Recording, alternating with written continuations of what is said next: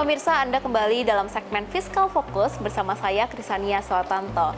Dan pemirsa, saat ini saya sedang berada di acara Kick-Off Ngabuburit Spektakuler 2026. Di sini, Direktorat Jenderal Pajak bekerja sama dengan relawan pajak untuk negeri atau Renjani untuk membantu mensosialisasikan cara pengisian SPT yang benar bagi masyarakat. Acara ini pun sudah berlangsung dari tahun ke tahun dan di tahun ini mencetak sejarah karena ada sekitar 12.000 mahasiswa yang tergabung dalam Renjani dari seluruh Indonesia.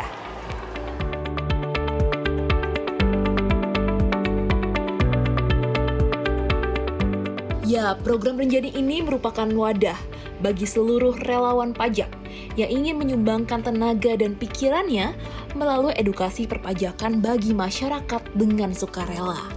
Program Renjani ini telah terintegrasi dengan program Merdeka Belajar Kampus Merdeka atau MBKM Mandiri Kementerian Pendidikan Kebudayaan Riset dan Teknologi, di mana piloting atau program percontohannya dilakukan terbatas pada kampus tertentu.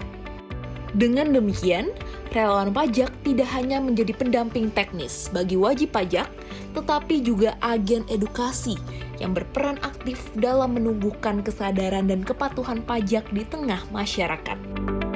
Target dari acara Ngabuburit Spektakuler 2026 ini memang pertama memanfaatkan hari besar Ramadan, bulan Ramadan maksud saya, di mana pasti akan ada sedikit kelonggaran untuk jam kerja, sehingga kami juga harus mengantisipasi karena ada pemotongan kelonggaran jam kerja, penyuluh-penyuluh kami harus lebih gaspol, dan tentu kalau hanya penyuluh-penyuluh kami, sementara kita mempunyai mekanisme kerjasama dengan tech center, kerjasama dengan universitas, akademisi, dan juga ada relawan pajak untuk negeri, ini ada Bapak Ketua Pertapsi juga di sini.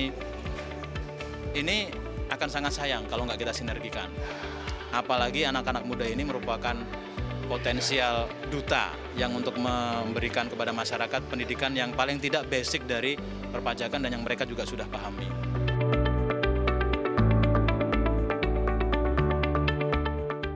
Langkah Dirjen Pajak untuk terus meningkatkan kepedulian masyarakat terkait kepatuhan pajak bukan hanya soal kerjasama dengan relawan. Direktorat Jenderal Pajak juga telah menyiagakan para penyuluh pajak yang tersedia di setiap kantor pajak untuk membantu proses pelaporan pajak masyarakat. Selain itu, masyarakat juga dapat mengakses layanan edukasi melalui website dan call center untuk membantu para wajib pajak dalam pelaporan maupun membayar pajak.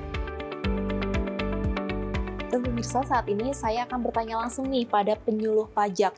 Kira-kira kendala apa sih yang paling sering WP alami saat kesini? Halo Mbak, apa kabarnya? Alhamdulillah baik. Dengan Mbak Nisa, Mbak Nisa, aku mau nanya-nanya dikit boleh ya? silakan. Mbak, kalau misalnya WP kesini, paling sering nanyain apa sih? Nanya cara pelaporan SPT tahunan PPh orang pribadi, Mbak. Kasusnya apa aja tuh yang paling sering? Yang paling sering, yang pertama sekarang yang lagi happening itu cara pelaporan atas penghasilan dari cashback. Itu gimana tuh caranya? Ya, jadi rata-rata ini para karyawan dapat income tambahan, terus income-nya berupa cashback dari bank biasanya. Nah, itu pelaporannya masuknya ke dalam kategori penghasilan dalam negeri lainnya. Gitu. Jadi kalau bukti potongnya sih biasanya otomatis masuk tuh, tapi penghasilannya harus diinputkan secara manual ke bagian penghasilan itu dalam negeri lainnya. Gitu, Mbak. Lalu selain itu ada apa lagi, Mbak? Oke, yang kedua itu terkait cara pelaporan SPT tahunan untuk suami dan istri yang sama-sama bekerja, Mbak.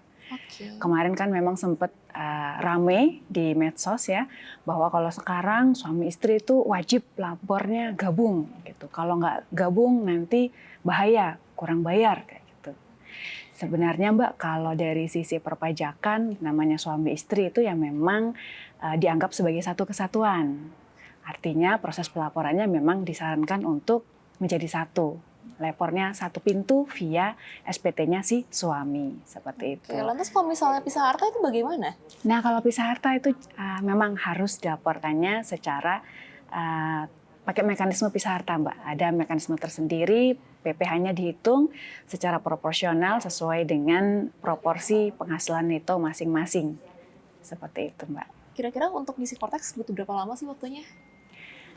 Kalau semua datanya sudah oke sih harusnya 10-15 menit sudah selesai. Cukup singkat ya sebenarnya ya? Iya, betul. Oke, yang penting pemahamannya ya, Sudarti. Betul. Oke, baik Mbak. Terima kasih ya Mbak atas waktunya. Siap, sama-sama Mbak. Selamat kembali bekerja Mbak. Siap, terima kasih. Iya, makasih.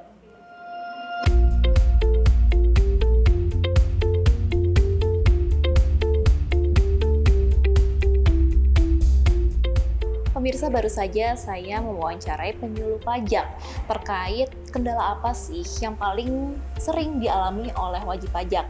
Dan sekarang saya ingin bertanya langsung nih ke wajib pajaknya. Halo Kak, boleh tahu namanya siapa Kak? Aku Zilfa.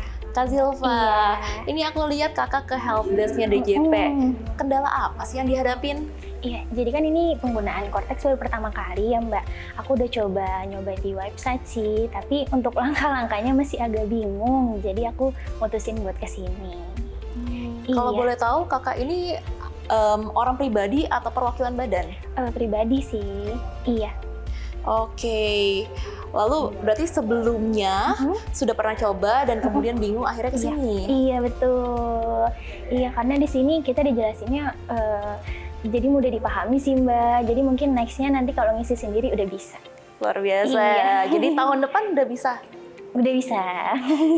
Oke, Mbak, Iya. terima kasih Iya, atas sama-sama. waktunya. Iya.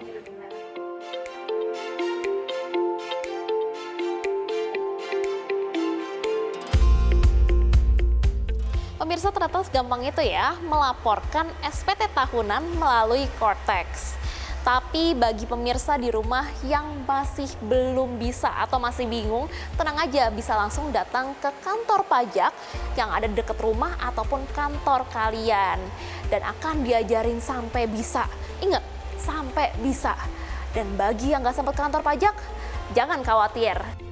Kalian bisa klik website cortexdjp.pajak.go.id atau hubungi layanan Kring Pajak di nomor 1500200 atau menggunakan layanan live chat di situs pajak.go.id. Jadi nggak ada alasan lagi untuk tidak membereskan administrasi perpajakan Anda.